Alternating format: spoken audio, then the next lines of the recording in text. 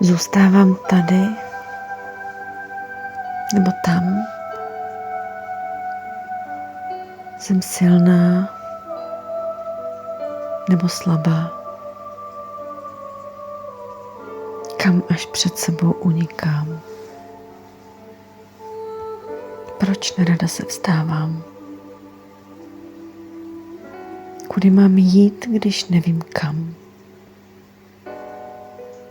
Tou cestou do neznáma. Skryje mě někdo před světem? Nebo mám jít zas sama?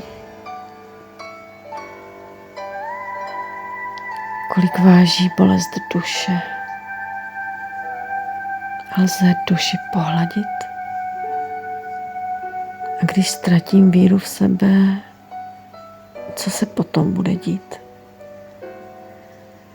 Je těžké hledět do duší. Do duší změklých strachem. Do duší, které netuší, co je za hvězdným prachem. Sbírám střepy svého bytí, co zůstalo rozbité.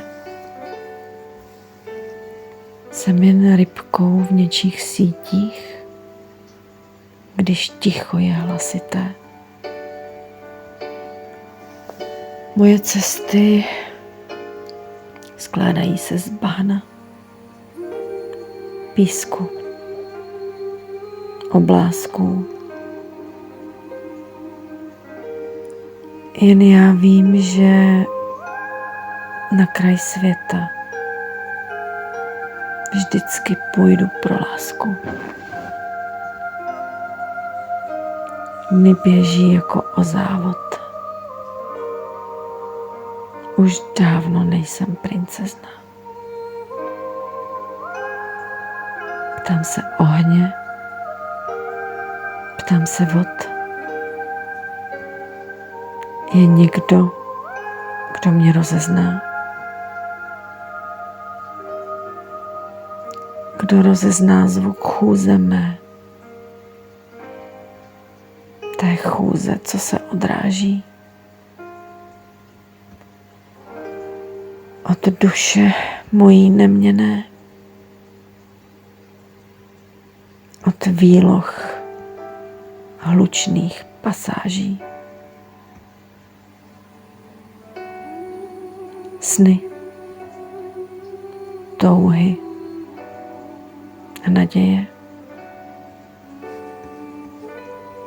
Platím za ně kruté daně, nebo za to, že mi stačí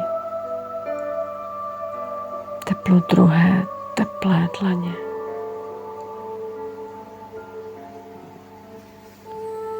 Už raději mlčet s tím, kdo umí vidět dotykem, kdo umí říct to, co cítí, zcela jiným jazykem. Kdo ví, co řeknu, dříve než myšlenky své vylovím. Kdo tu větu, kterou začnu, za mě tiše dopoví. Komu není k smíchu, že na náhody nevěřím. A kdo ví, že pokud lže, sotva znovu uvěřím. Kdo krok má stejný s krokem mým. Kdo ví, kde duše pramení. Kdo chce smět v očích, najít rým, ochránit před zraněním. Kdo se místo velkých gest, co se třpytí prestiží,